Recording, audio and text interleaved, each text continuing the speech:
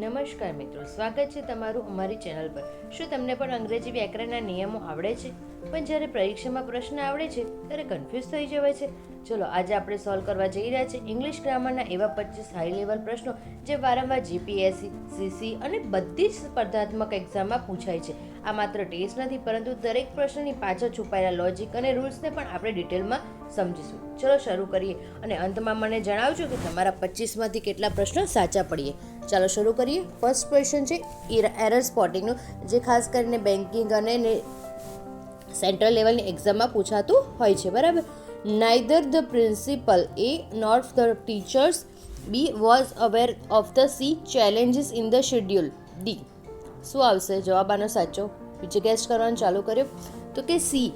કેમ સી એટલે આપણો આવશે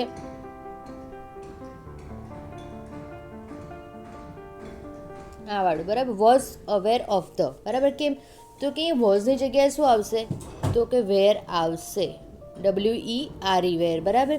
કેમ જ્યારે પણ બે કરતાં નાઇધર નોર અથવા આઈધર ઓરથી જોડાયેલા હોય ત્યારે ક્રિયાપદ હંમેશા એટલે બીજાના કરતાં મુજબ આવે. બીજું એટલે નજીકનું જે પણ હોય એના મુજબ આવે. અહીંયા શું છે? ટીચર્સ. ટીચર શું કીધું છે આપણને? બહુવચન છે, તેથી શું વપરાશે?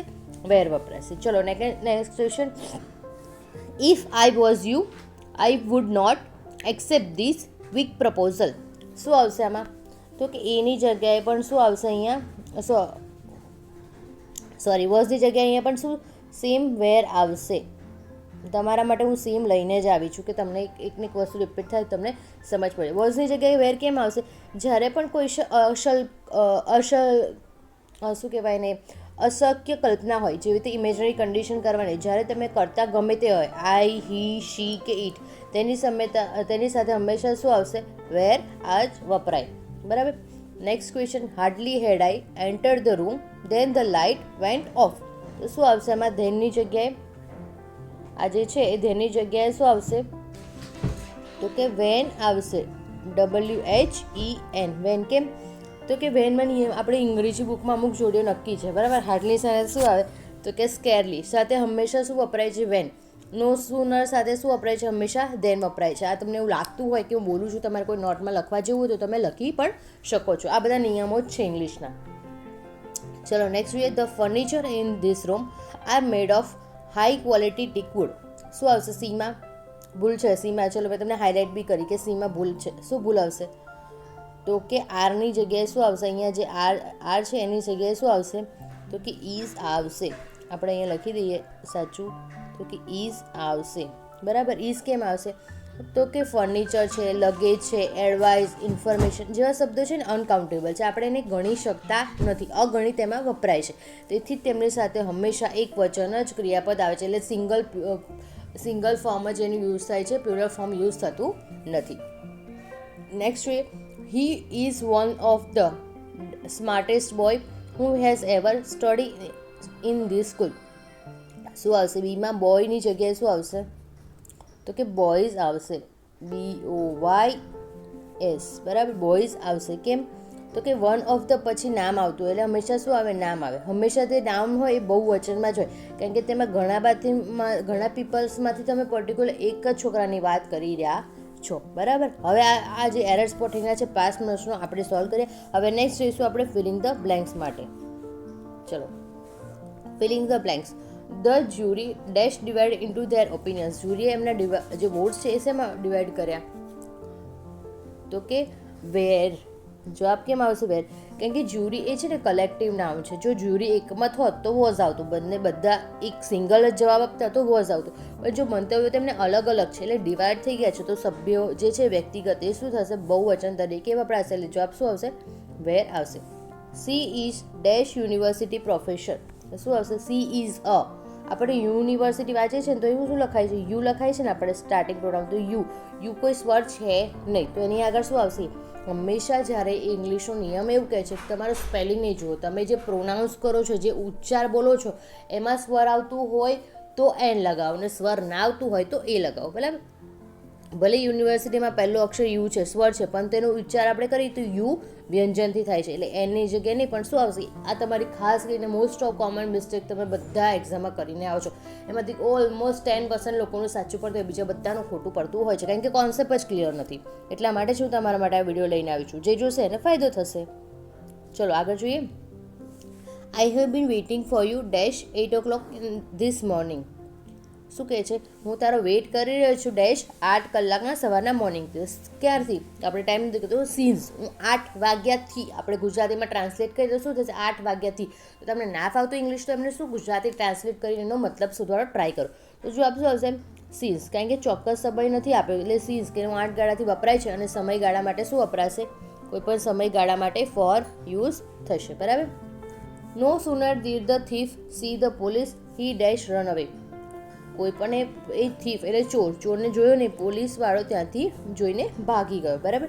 સો એના માટે શું આવશે? ધેન. નો સુનરની જોડી હંમેશા શેની જોડે આવશે? નો સુનર જોડે હંમેશા ધેન આવશે. બરાબર. નો સુનર જોડે શું આવશે? હંમેશા ધેન આવશે, અને ધેનની સાથે જ તેનું બને છે સ્વરૂપ. બરાબર.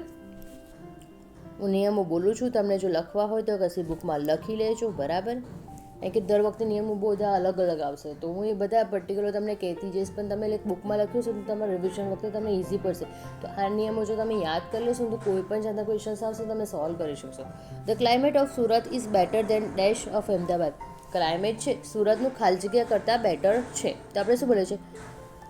સુરતનું ક્લાઇમેટ છે ને અમદાવાદ કરતાં બહુ જ સારું છે. શું તો કરતાં ધરતા ને બધા તમે શું વપરાશે? ધેટ. અહીંયા સુરતના ક્લાઇમેટની સરખામણી કોના સાથે કરે છે? તો કે અમદાવાદના ક્લાઇમેટ. ક્લાઇમેટ શું છે? એક વચન. એક વચન હોય એટલે આપણે એની સાથે શું યુઝ કરશું? That of. બરાબર. અને જો બહુ વચન હોત, એક્ઝામ્પલ્સ રોડ્સ ને એવું હોત, તો એના વખતે શું આવતું? તો કે હું અહીંયા લખી દઉં છું ધોઝ ઓફ. Okay, clear. ચલો નેક્સ્ટ ક્વેશ્ચન તરફ જઈએ. અને હવે આવશે વોક્યુબલરીના ક્વેશ્ચન્સ, અને જેમાં સ્પેલિંગ સિનોમ્સ એનોમ્સ. બરાબર. અને વોક્યુબલરી સ્પેલિંગ્સ બી કહી શકીએ છીએ. બરાબર. સાઇનોમ ઓફ એબન્ડન તો શું છે? એની સાથેનો જે સિમિલર વર્ડ છે શું હતો? તો રિટેન આવશે, ફોરસેક આવશે નહીં, એડોપ આવશે નહીં. શું આવશે? હું જવાબ નહીં કહું તમને. ચલો વિચાર્યું નહીં વિચાર, ઠીક છે હું કહી દઉં. ફોરસેક્સ આવશે. કે ફોરસેક્સનો મતલબ શું છે? ત્યજી દેવું અથવા છોડી દેવું. એમ્બેડેડ મતલબ કોઈ પણ વ્યક્તિને આપણે છોડી દઈએ, તો એનો બીજો સિમિલર મિનિંગ શું થશે? ફોર સેક. એના માટે. બરાબર. સાઇનમ ઓફ ધ પ્રુડન્ટ. પ્રુડન્ટનું સાયમ શું થશે? તો કે વાઇસ, એટલે ડાયું, સમજવું, દીર્ઘ દ્રષ્ટિવાળું કે દોડાયો છે એવી રીતે આમાં શું આવશે? વાઇસ. બરાબર. એનાટોમ ઓફ ફ્રજાઇલ. ફ્રજાઇલ એટલે શું થશે? ફ્રુગલ. ફ્રુગલ માય મિસ્ટેક, મેં બીજું ફ્રુગલ. તો કે શું થશે? ફ્રુગલ એટલે એક્સ્ટ્રા વાલગટ. કેમ? તો કે બહુ કરકસર કરવાવાળું છે. બરાબર. બહુ કંજૂસ આપણે કહીએ છીએ, તો આના મિનિંગ શું થશે ગુજરાતીમાં? કંજૂસ. હવે એનાટોમ મિનિંગ ઓફ એડવર્સિટી. એડવર્સિટી એટલે શું થશે? પ્રોસ્પેરિટી. જે પણ મુશ્કેલી હોય, તમારી આપત્તિ હોય, એ બધું સમૃદ્ધિ, એ બધું થાય એટલે શું આવશે એમાં? પ્રોસ્પેરિટી. બરાબર. ચલો આગળ જોઈએ. કરેક્ટ ધ સ્પેલિંગ શું આવશે? કયો ઓપ્શન આવશે? તમે બોલો. ચલો યાદ કરો. 2 વાર આમાં શું આવશે? તો કે સી આવવું જોઈએ, અને 2 વાર શું આવવો જોઈએ? તો કે આર આવવો જોઈએ. તો આમાંથી કયામાં 2 વાર સી આવે છે અને કયામાં 2 વાર આર આવે છે? ચલો વિચારી જુઓ તો તમે તો ખબર પડે, કારણ કે તમે ડાયરેક્ટ એ કરશો ને તો નહીં આવે. તો શું આવશે? એ ઓપ્શન આપણે પહેલો જોતાની સાથે જ આપણને જવાબ એનો મળી ગયો છે. ચલો હવે સેક્શન 4 છે આપણું. શું છે? આઇડમ્સ અને ફેસીસ. બરાબર. કેમ હું તમારા માટે અલગ અલગ લઈને આવીશ કે બધી એક્ઝામના કવરઅપ કરવાનું છે. થોડા ઘણા આ નિયમો પણ તમારામાં આવી શકે છે, એવું નથી કે નથી આવી શકે. To turn over a new leaf means, એ નવું લીફને ટર્ન ઓવર કરવું એનો મતલબ શું થશે? તો શું કરશે? તો કે નવેસરથી શરૂઆત કરવી, ખાસ કરીને સારા કામ માટે. તો એનું શું કરશું આપણે? બોલો. તો કહીશું આપણે માનવ બીજું એને વાત કરીએ આપણે કહેવત પ્રમાણે. તો ચેન્જ વન્સ બિહેવિયર. બરાબર. એ વ્યક્તિનું આખું ટોટલી બિહેવિયર ચેન્જ કરી દઈશું આપણે. ચલો next question. At 11 hour means શું કહેવા માંગે છે? કે સાવ છેલ્લી ઘડીએ. તો શું કહીશું આપણે? At very last moment. Beat around the bush મતલબ મુખ્ય વાત ટાળવી છે અને આજુબાજુની નકામી વાતો કરવી છે. તો શું આવશે? ચલો આનો તો જવાબ તમે મને કોમેન્ટમાં બી આપી શકો છો. ચલો મેં જ તમને જવાબ તો હું કહી દઉં છું. પણ કોઈ દિવસ તમે મને એવું કહો છો કે મેમ પ્રેક્ટિસ કરવા માટે થોડા ક્વેશ્ચન્સ આપો. તમે કોઈ દિવસ મને કોમેન્ટમાં કંઈ જણાવતા જ નથી. તમે કોમેન્ટમાં જણાવશો તમને શેના માટે કયા વિડીયો જોઈએ છે તો હું લાવીશ. તમે જેટલી સારી પ્રેક્ટિસ કરશો એટલે તમારી ગવર્મેન્ટ એક્ઝામ છે, કોમ્પિટિટિવ બધી એક્ઝામ માટે તમને જ સારું થશે. બરાબર? These are two award main topic. ચલો હવે જોઈએ વોઇસ અને narration. Change the passive. Passive એટલે આગળનું વસ્તુ. બરાબર? Who wrote this book. આ બુક કોણે લખી છે? તો શું જવાબ આવશે આપણો? તો કે by whom was this book written. કેમ? તો એ whomનું છે, હુનું શું થશે? તો કે whom થશે. બરાબર? કેમ? કારણ કે સાદા ભૂતકાળમાં વોઝની જગ્યાએ વેર આવશે અને પ્લસ V3 કનેક્ટ થશે. ઓકે, ચલો next. Change the indirect speech. He said alas I am undone. એ શું કહેવા માંગે છે? He is exclaimingly with sorrow that he was undone. નિયમ શું કહે છે? હેલાસનો મતલબ શું થાય છે? દુઃખ દર્શાવું. બરાબર? તેથી એક્સ્ટ્રીમલી વિથ સોરો. સોરો એટલે બહુ દુઃખી સાથે તમને જણાવવાનું કે એવો ટોન આવશે. બરાબર? જ્યારે બી તમે કોઈ ઇન્ટરવ્યૂમાં ગયા તો તમને જ્યારે બી ઇન્ટરવ્યૂવાળો જે જવાબ આપતો હશે ને, હું જેવી રીતે બોલી રહી છું એકદમ સ્લોલી અને એકદમ શાંતલી તમારા દુઃખ સાથે તમને જણાવવાનું કે તમે ઇન્ટરવ્યૂમાં પાસ થયા નથી. એવું બોલશે ડાયરેક્ટ. એવું ને મને જણાવવાનું કે એમને દુઃખમાં એવી રીતે બોલાનો ટ્રેન પણ કેવો ચેન્જ થઈ જાય છે. ચલો આગળ જોઈએ. Change the active. The bridge was blown up by the terrorist. શું આવશે? તો કે the terrorist blew up bridge. કેમ? તો કે પેસિવમાં શું છે? Was blown. બરાબર? એટલે કે એક્ટિવમાં સાદો કાર જે છે એ શું છે? બ્લુ આવશે. બરાબર? બ્લોનનું શું થશે? બ્લુ થશે. ચલો આગળ જોઈએ. હવે section number 6. One word substitution. એક વર્ડનો સબસ્ટિટ્યુટ તમારે કહેવાનો છે. બરાબર? A person who hates mankind. મેનને એ સૌથી દોષી ગણતો હોય કોઈ બી વસ્તુ તો શું? મિસેન્ટ્રોપ. બરાબર? માનવ જાતનો દોષી એનો મતલબ એ થાય છે. ચલો આગળ જોઈએ.